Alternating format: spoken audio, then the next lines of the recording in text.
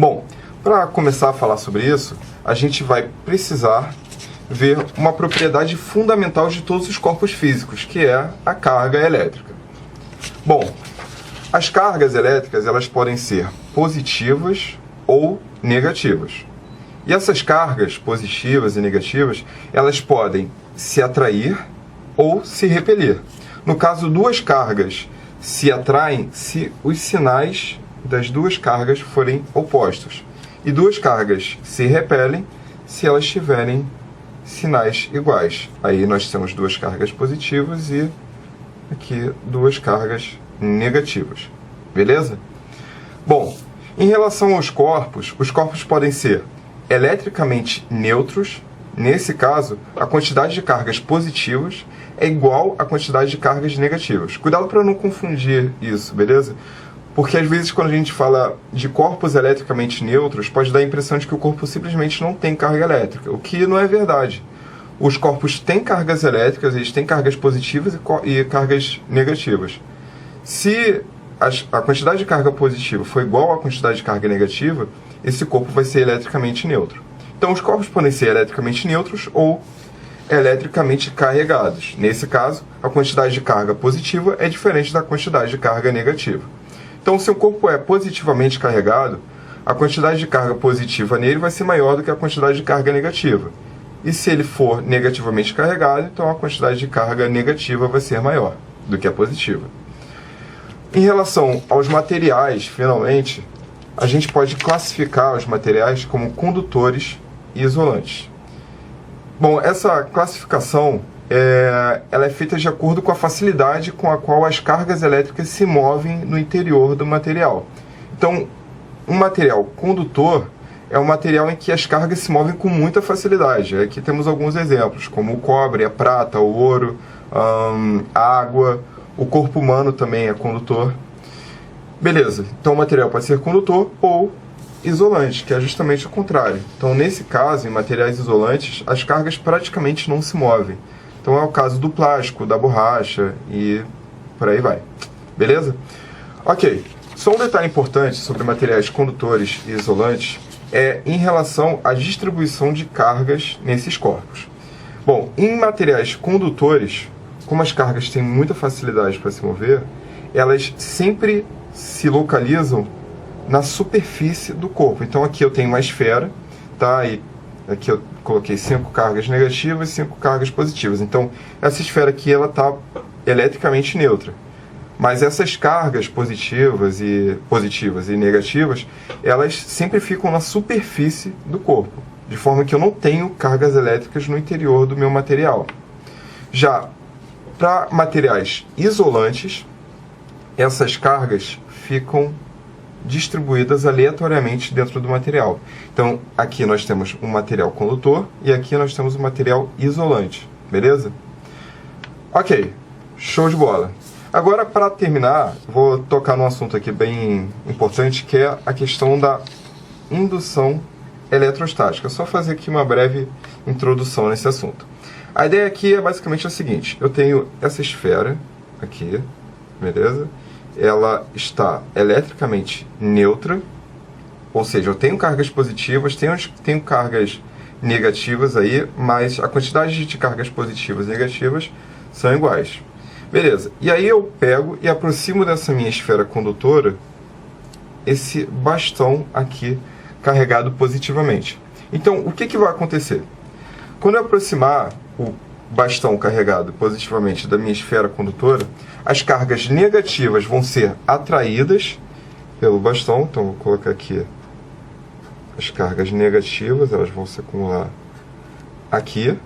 E as cargas positivas vão ser repelidas pelo bastão. Então, elas vão se acumular aqui.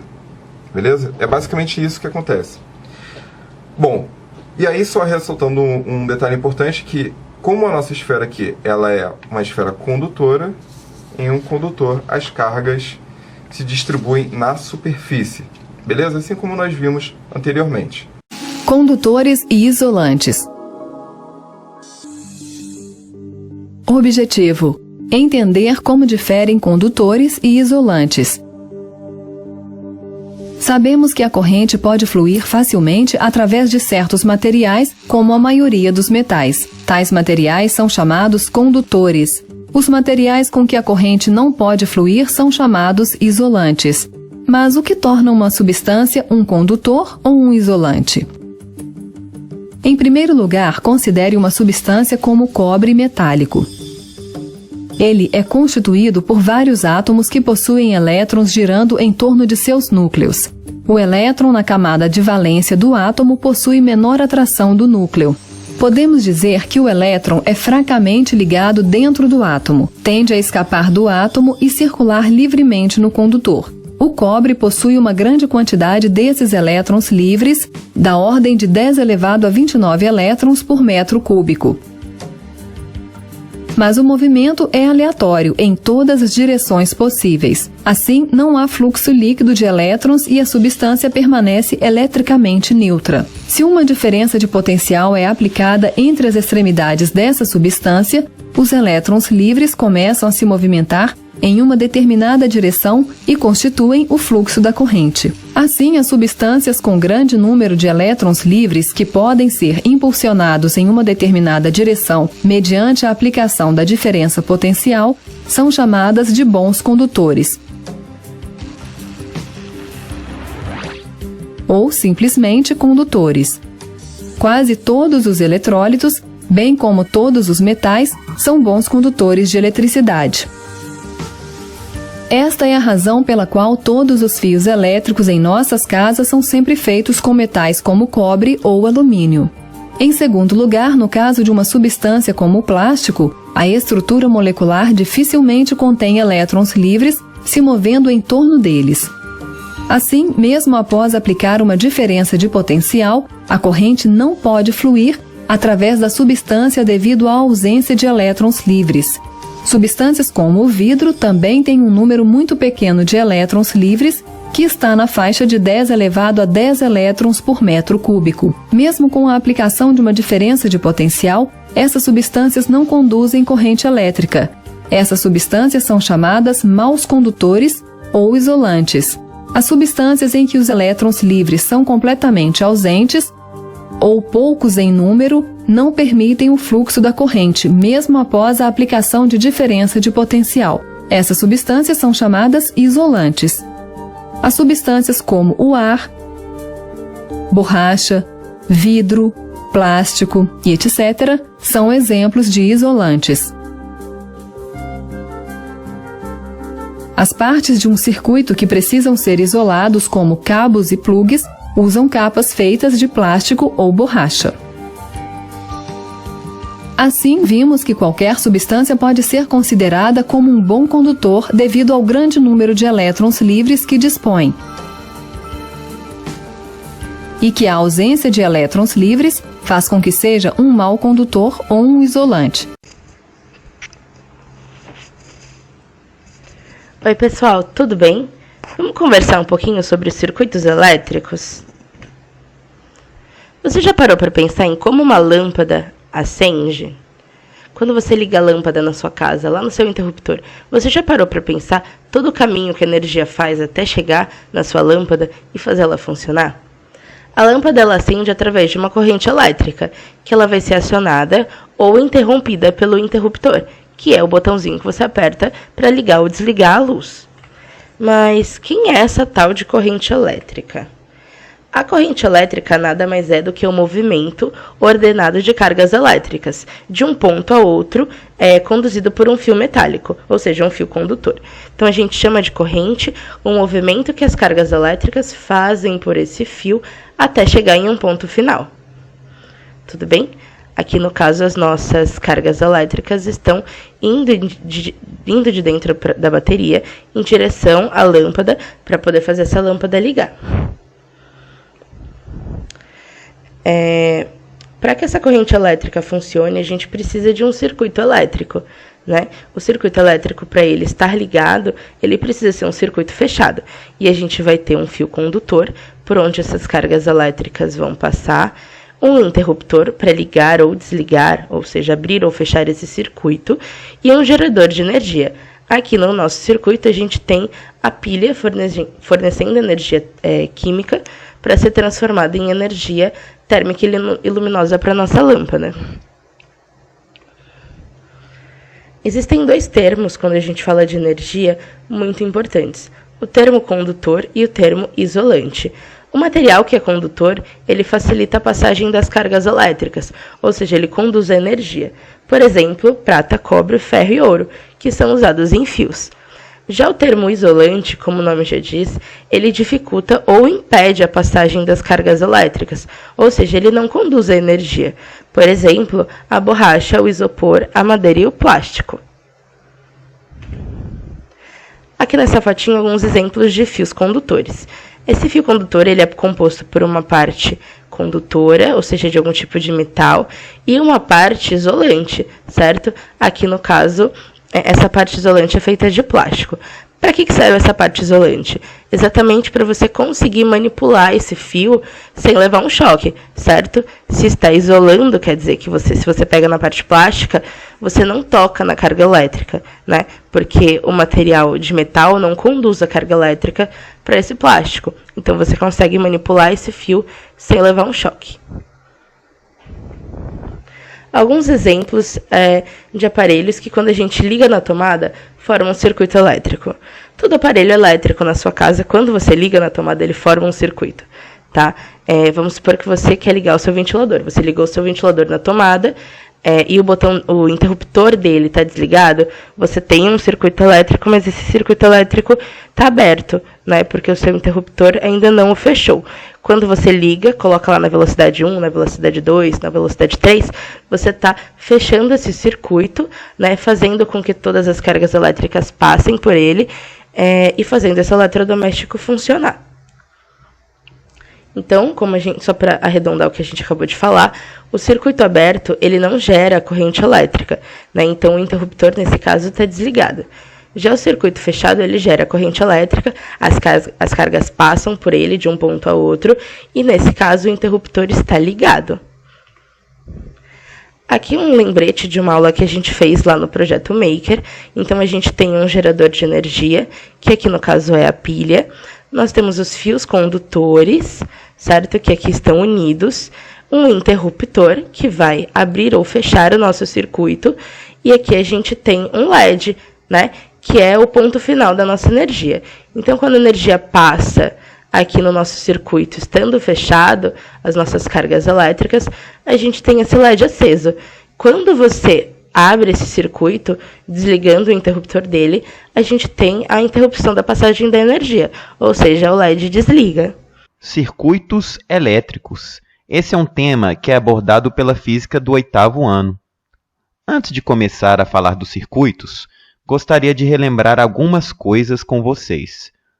Primeira delas, só existe corrente elétrica, pessoal, quando existe uma diferença de potencial elétrico, ou DDP, entre os materiais. A segunda, essas diferenças existem porque os materiais podem perder ou ganhar elétrons. E a terceira, alguns materiais conduzem corrente elétrica e outros não, devido à quantidade de elétrons livres.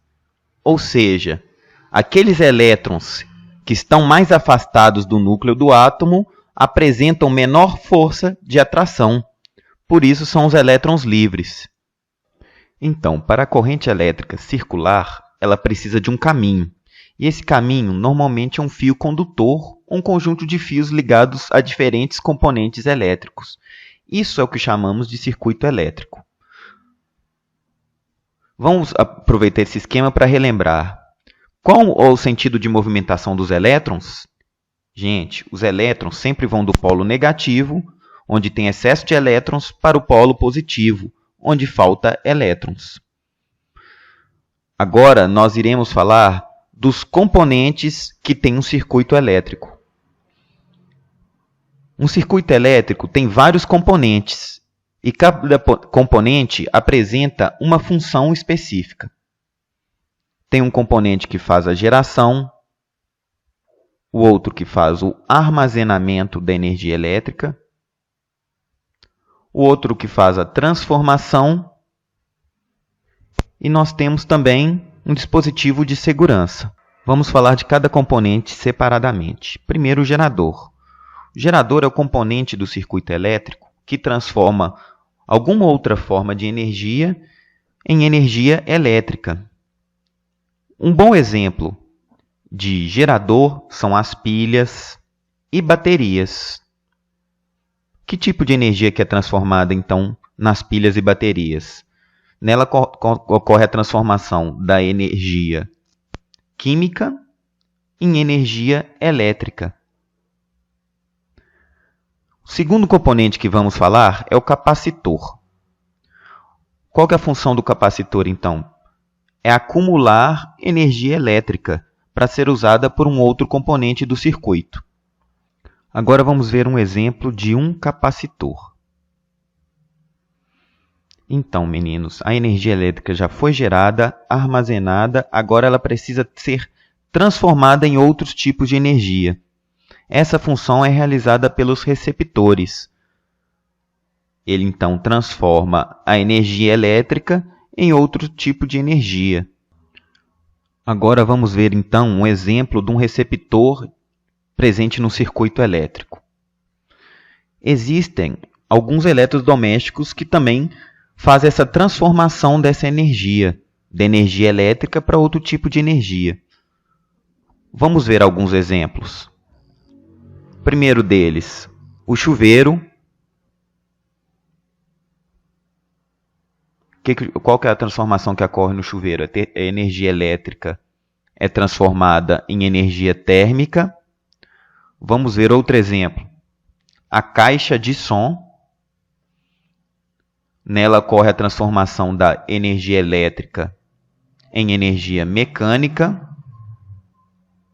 E um outro exemplo, a lâmpada. Então, a lâmpada, pessoal, também ocorre esse tipo de transformação de energia. Na lâmpada, a energia elétrica é transformada em energia luminosa. Já que nós falamos de transformação de energia, vamos ver um pouco sobre o efeito Joule. Então, pessoal, todo corpo oferece uma oposição à passagem de corrente elétrica. Essa propriedade dos corpos é denominada resistência elétrica. Então, quando o corpo apresenta a resistência elétrica, ao passar uma corrente por esse corpo, parte dessa energia elétrica é convertida em energia térmica, levando a um aquecimento do corpo. Isso se chama efeito Joule. Dentre os componentes de um circuito elétrico, os resistores têm essas propriedades também.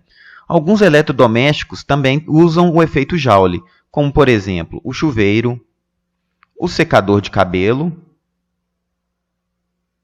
e também o ferro de passar roupa. Então, em todos os eletrodomésticos tem um resistor que transforma energia elétrica em energia térmica. O último componente que falta falar dos circuitos elétricos são os dispositivos de segurança. Mas antes, vamos pensar um pouco.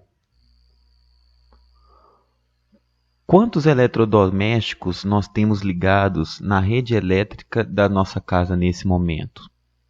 Vamos pensar. Eu consigo pensar em pelo menos 5. O que isso quer dizer? Para suprir toda essa demanda de energia, precisamos de uma maior intensidade de energia elétrica. E como consequências temos um aumento do efeito Joule, o que pode levar ao derretimento de componentes, faísca e incêndio. Por isso, nós temos os dispositivos de segurança. Vamos falar dos dispositivos de segurança. Esses dispositivos bloqueiam a passagem da corrente elétrica quando essa atinge um limite, evitando o superaquecimento do circuito elétrico e o incêndio. Exemplos desses dispositivos: os fusíveis e os disjuntores. Esse dispositivo de segurança de circuitos elétricos é bem comum. Todos nós temos em nossas casas. Agora vamos falar dos tipos de circuito. Existem três tipos de circuito. Aqueles circuitos que são em série, os circuitos que são em paralelo e os circuitos que são mistos. Vamos começar falando de um circuito em série. Nesse tipo de circuito, a corrente elétrica apresenta apenas um caminho para deslocar-se, sendo obrigada a passar por todos os componentes. Um exemplo disso são as lâmpadas pisca-pisca. Se acontecer de uma lâmpada queimar, todas as lâmpadas que vêm logo após dela não acendem mais. Por quê? O circuito está em série, ou seja, a corrente elétrica precisa passar por todos os componentes. O segundo tipo de circuito que vamos ver são os circuitos em paralelo. Nesse tipo de circuito, a corrente elétrica possui diversos caminhos para se deslocar. Tá? Isso permite que diferentes partes do circuito sejam todas ativadas de forma independente.